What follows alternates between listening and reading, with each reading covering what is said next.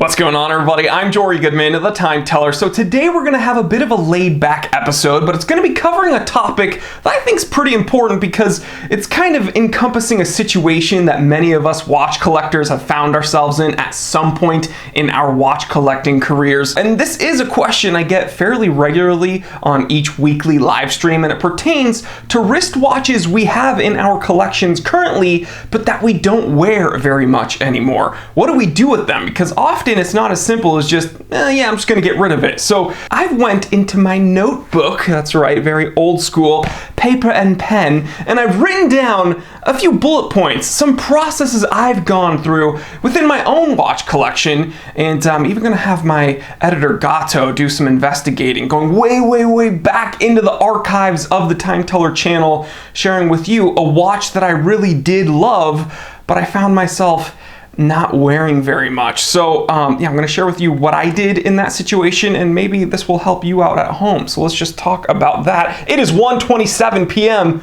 Let's get down to business.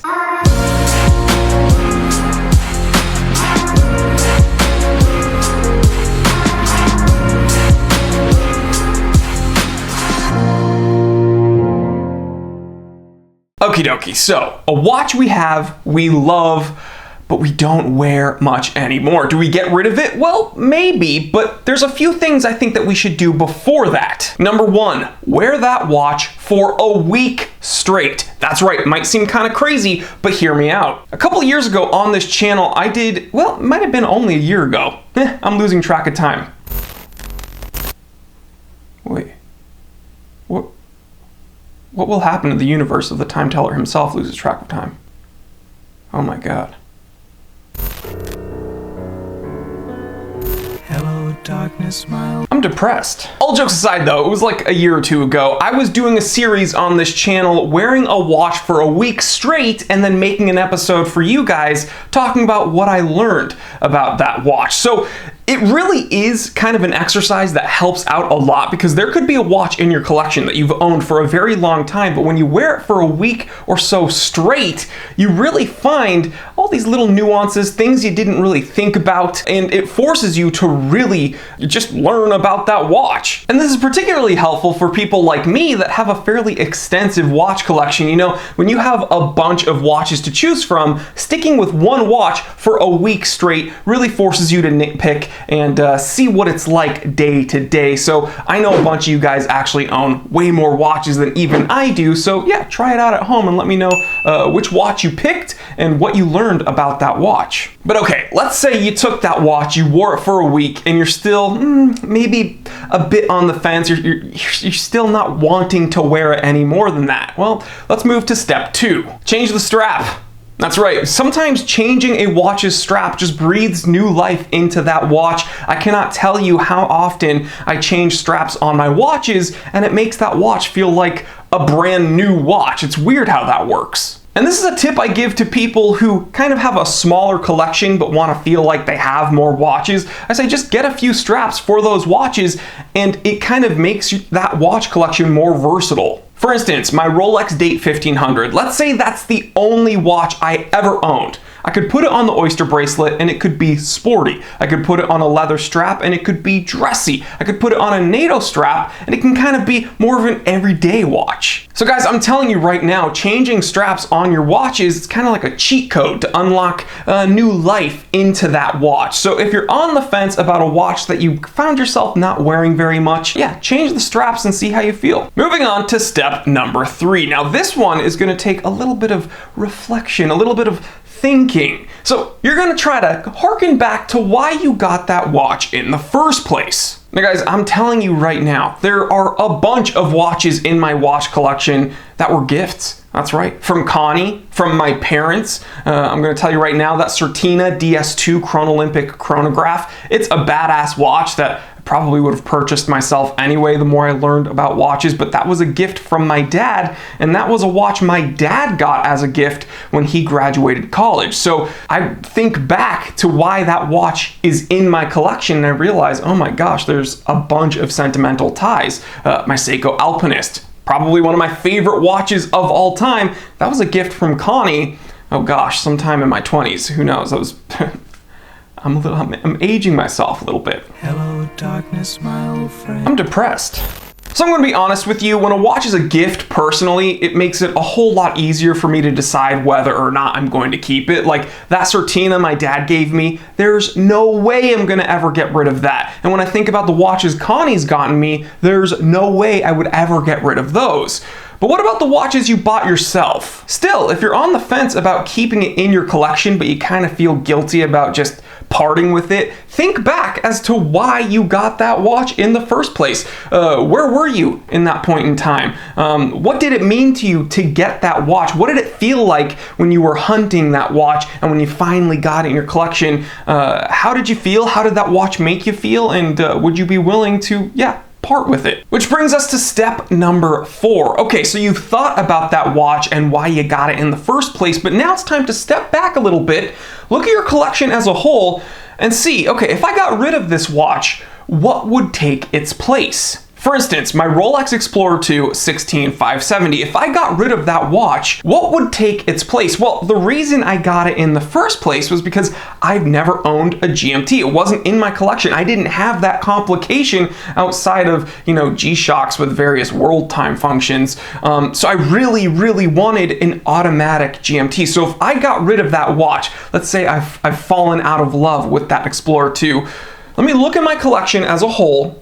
And I would still kind of want a GMT probably, so what would I choose to take that Explorer 2's place? And then that would help me decide whether or not I really do want to get rid of that watch, or if there's another GMT that I would love to add to my collection. Which brings us to step number 5, the final step in this little process. If you've done all the 4 steps before this, maybe it's time to trade or sell the watch, and there's a bunch of places to do it. You could use eBay if you feel comfortable with that. You could use things like Chrono24. You could use various forums. The forums are a great place to trade and sell watches. You could use things like Instagram, various Discord groups. There's a bunch of ways to trade and sell your watches, But the whole point is that if you've kind of spent some time with the watch, you've thought about it, you've really taken your time and given it every shot possible, and you're still kind of on the fence about owning it, you should probably just get rid of it, because there's no point in holding on to something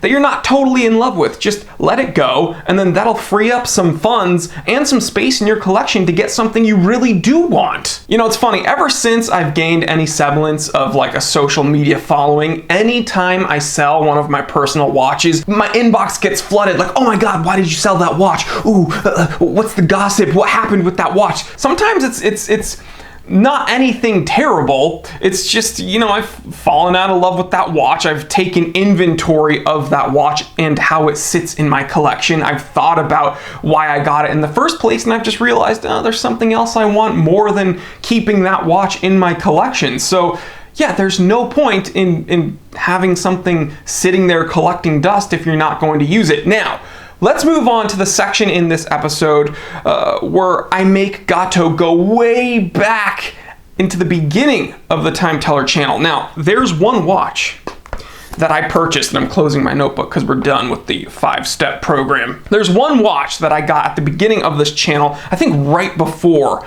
I started the Time Teller channel. I was enamored by it. It was beautiful in all the media photos. I knew I had to have it, and it kind of broke a personal rule of mine.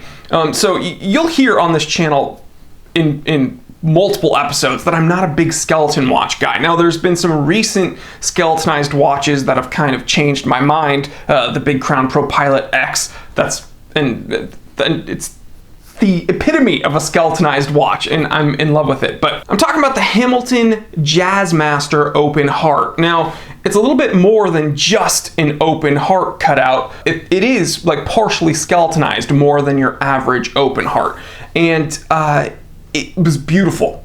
Beautiful. The finishing was second to none. The second hand had a beautiful high beat sweep.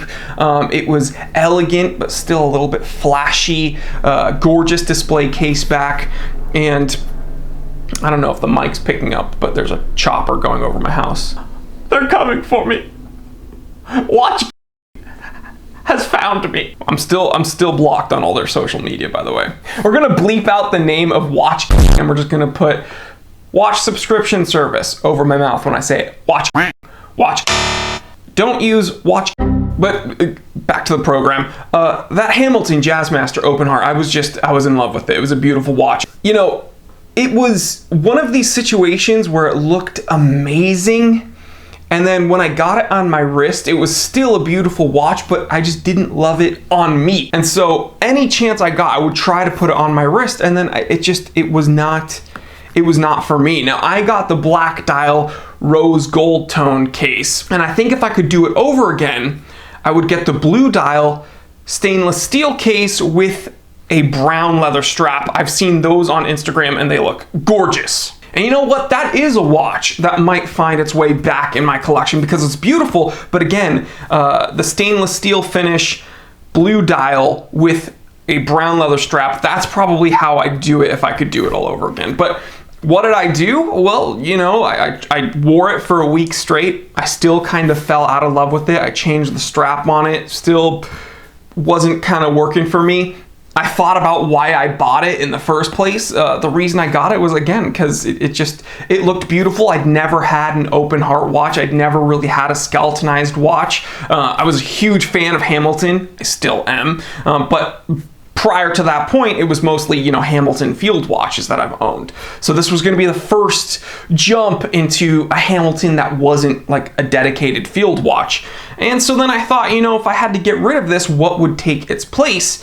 And yeah, I ended up, let's see, I think I got, what was it? I think it was a Seiko Presage. I think I got a Seiko Presage cocktail time to take its place, also in a rose gold finish. And that Seiko actually was a gift from Connie. So yeah, it's funny how that worked. It's like, if I got rid of this, what would I want? Well, I'd probably want another dress watch with that same warm tone. And Connie was, you know, always listening. So she ended up kind of taking that spot with that Seiko Presage as a gift. But yeah, so I ended up letting go of it and it worked out. So guys, if you're on the fence about any watch in your collection, hopefully this little 5-step list, this little process or system, if you will, helps you out at home. And it's not that serious. Just buy what you like and get rid of what you don't. But if you want some structure, use my list and let me know how it works. All right, guys, hope this helped you out. Hope you learned something new. If you enjoyed this episode, please help the channel out by clicking that subscribe button, hitting that bell icon so you don't get, you don't miss out. I don't want to hear anybody saying, hey, why haven't you uploaded? I haven't seen you upload in a while. I upload like multiple times a week. Okay, Monday, Wednesday, Friday with a live stream Q&A every single Saturday. And if you're a channel member, that's right, you hit that join button, $4.99 a month, $4.99 like YouTube's Patreon. You get extra content every week and you get access to that members only Discord chat. So that's a whole lot of fun. That's a great way to support the channel as well. And yeah, let's see, there's a bunch of affiliate links, the one-stop shop for the watch collector in the description below. You got watch winders, watch toolkits, watch straps. Again, everything the watch collector needs. And if you want to go above and beyond, check out my personal website, www.thetimetellershop.com, and partake in my daily polls in the community section of my YouTube channel. I'm always going to be posting some poll, and I'd love to hear you and your thoughts, and I'd love to get some interaction there. So thank you guys for all of my supporters. We're well past 150,000 subscribers. I love each and every one of you. Stay happy, stay healthy, stay blessed. I'm Jory Goodman, the Time Teller, and always remember, I didn't invent time. I just tell it.